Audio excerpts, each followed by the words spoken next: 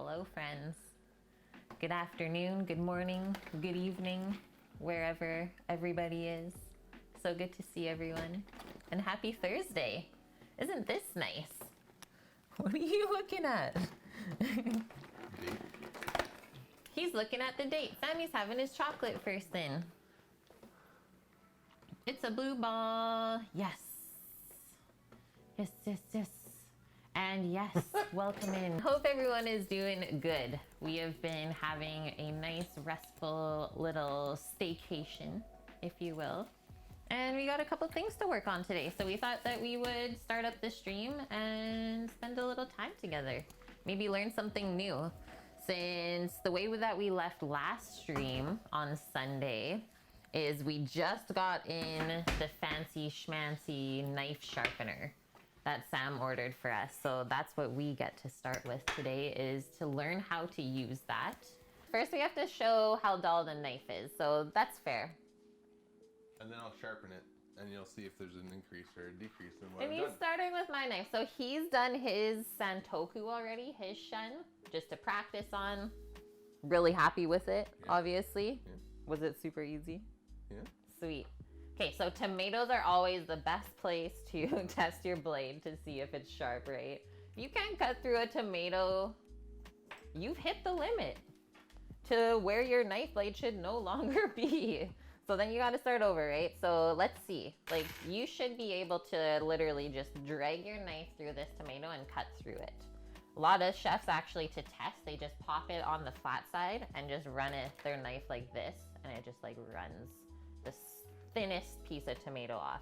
So obviously right now, cannot do that at all. But if we do this, it like struggled a bit to slice through, right? And then this is always a good telltale sign too. When you get to the bottom part of the tomato when you're slicing and the skin kind of rips off because you didn't cut cleanly through. This knife needs a sharpen. Also, like, you shouldn't have to go back and forth that much either. So that's just a sign. Yeah, maybe my blade has lost its edge and now we have to put it back on. So even though you steal your blade all the time, I'm hoping you do at least, you still will come to this point after a while. There's only so much cutting and stuff you can do, especially if you're doing like butchery with bones are really gonna dull your knife. So it all depends on what you prep all the time, and the more kind of hard things that you cut, well, the quicker your blade is gonna degrade. I always say, like, good chef has a good sharp knife, right? Dull knives are much more likely to hurt you than a sharp knife, which you think it would be the other way, but when your knife is dull, you're pressing down harder and you don't even realize it, and that's when things can like slip, and yeah, you might nick yourself. So don't push it to that point. There should be no reason. And if you are not confident enough to use the machine or do your own sharpening, by all means, take it into someone who knows what they're doing, and yeah, save yourself the time, but you're gonna spend a little bit of money. Usually it's around $20 a blade, and you should be good for at least half a year again. Let's switch up this view. Sammy's just getting this thing set up, and let's have some fun. So currently I've set up the knife to be on the stand, nice and flush. I just tighten the screws one at a time to make sure it's an even weight distribution. And then you put on your stone onto the bottom. It's just a little push lever on a spring. Put your stone in, tighten it up. That way it doesn't move on you. And then you have that together. Put a phone or an angle finder onto the device. I'm looking for 1 degree because the device angle is already 15 degrees. Shuns are sharpened to 16 degrees, so we need an added 1 degree to the angle. If you had a German chef knife, you can go 20 degrees, so you increase this to being 5 degrees instead of 1. That's the hardest part on setup, to be honest. The rest of it is just motion and making nice, smooth motions, I guess. So we started with the 150 grit, so really coarse. I'm gonna basically damage this knife, and then we're gonna start all over again. So we're gonna do 15 passes on each side, and then I'll change out the block and the stone. Did you tell them that you soaked it yet? No. So these are so thin that you only need a 5-minute soak on them. So I've soaked them for half an hour now, so there's plenty of time in there. And then I have 160, 320, 600, and 1500. Also, as you can see, the knife is pointing outwards. So when you're doing this, make sure that you're doing this and you're not leaving it here, because that means there is a knife just sitting there like that. Gosh. And if somebody walks by that doesn't know that you're doing this, that could be really painful and dangerous.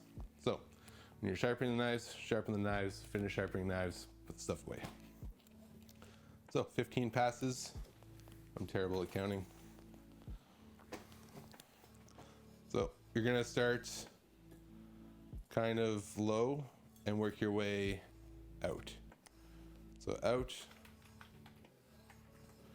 that's all we're doing.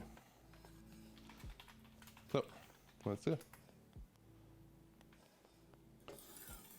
1, 2, 3, 4, 5, 6, 7, 8, 9, 10, 11, 12, 13, 14, 15. I just want to stop you guys right there. So I just put the link up there for the sharpener because Hippie was asking, and it's half off right now. So it's only $120 from $250, or even more than half off. And cheese, this is Sam's like second go. He did his Santoku and now he's doing mine.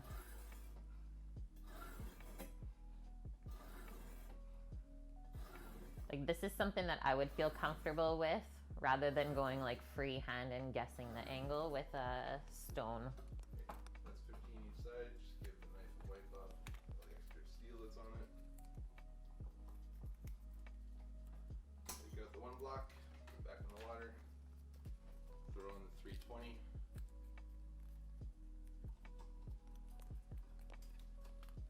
Back on. Mix it up. Just give it a wipe down from the extra water. 15 passes. Can't hear? That's weird. It must be cutting out or something. Which one? Oh, no, you're right, guys. Sam's mic turned off. Okay, I'm gonna have to work on that one then. Was yours turned off? No, mine was on. Okay, Okay. just leave it on. If it cuts in, it cuts in, I guess. Yeah, sounds good. I don't know. Okay, 15 passes. 1, 2, 3, 4, 5, 6, 7, 8, 9, 10, 11, 12, 13, 14, 16. Did we start with the 600 grit or the 120? Yes. Oh yeah, because the lowest number is the coarsest. We started with 120 cheese, 3, and now we're at 320. 5, 6, 7, 8, 9, 10, 11, 12, 13, 14, 15. Woo.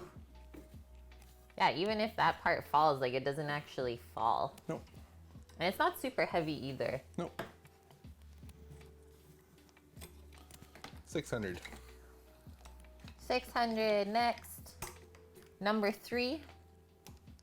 And obviously you should use all 4 of those stones to get like the perfect edge on your knife. Why do they have to be wet, Mish? Just so it's not as coarse on the metal from the stone versus the metal, right? So it kind of glides rather than really tearing it up. 4,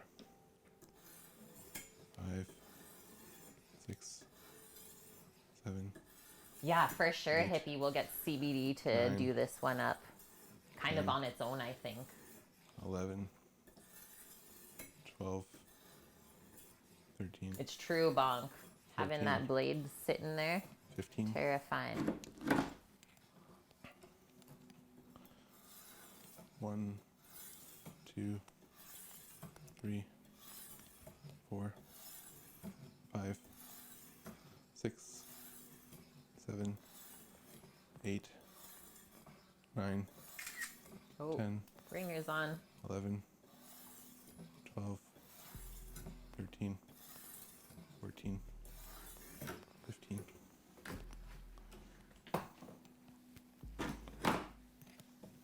Next one, the last one.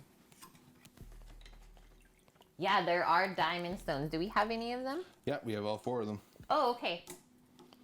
All 4 of these are diamond. Whoa. No, these are not the diamond ones. Oh. We are practicing on the 9 diamond until we get good, and then we have the diamonds to put on afterwards. Oh, okay. So there's another set with the same grits that are diamond. Oh, okay. We already have them. I didn't even know what Sam ordered. There you go. Everything was a surprise. Treats, treats, treats. Wah! Whoa. Careful. Wah! Careful.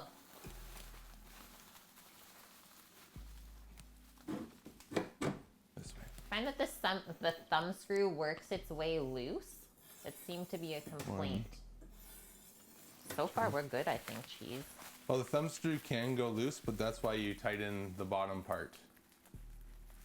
There's an extra nut underneath. Oh. That when you do that, it won't come loose. That was that. 3, I think. 4, 5. The stones 6, should last 7, a very long time. 8. Obviously, the more you use them, the quicker they're going to 10, degrade. Because little by little, you're really shaving a little bit of metal off and a little bit of 13, stone each 14, time. 15. So I would say with the amount that we would be using this, 1, for sure, like 5 years. 3, 4, 5, Whoa. 7, Oh, okay. 8, Check this out, Cheese. 10, So there's all the diamond stones. Crazy. 13, I'll keep those wrapped up. 14, 15. I also say you got to be careful with these stones. You don't want to chip them because then you will have to start over. As soon as you get a chip in that stone, the blade's going to catch on it and you're going to start destroying your blade. That's more terrifying. Hey, Salt Spring. Yeah, it is heavy duty. Now, See if I did good. we test with the tomato. Okay, so those were the first 3. You can kind of see how it didn't really cut too cleanly through. It tore up with a little bit of tomato skin at the bottom. I mean, it's not gonna go like this because the tomato's just not heavy enough to do that. Whoa. Holy! You see how that just went through before I was like, come on, let's get through the skin. Boom. That is so satisfying.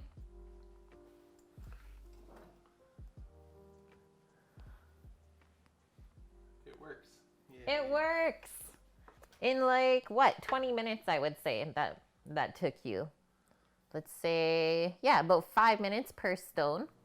There should be no reason to rush through it. So, in conclusion, this is a very fun tool. If you're scared of sharpening knives, this is the tool to get so you're not scared of sharpening knives. That's the tool, guys. It really isn't hard. So you can see the water has discolored. That's all the extra metal that I took off the blade. Crazy. Like I said, I think it's a really good starting point to give you the confidence to then go freehand, but there's nothing saying that you have to go freehand. You can always just use that. Love y'all. See y'all tomorrow. Bye.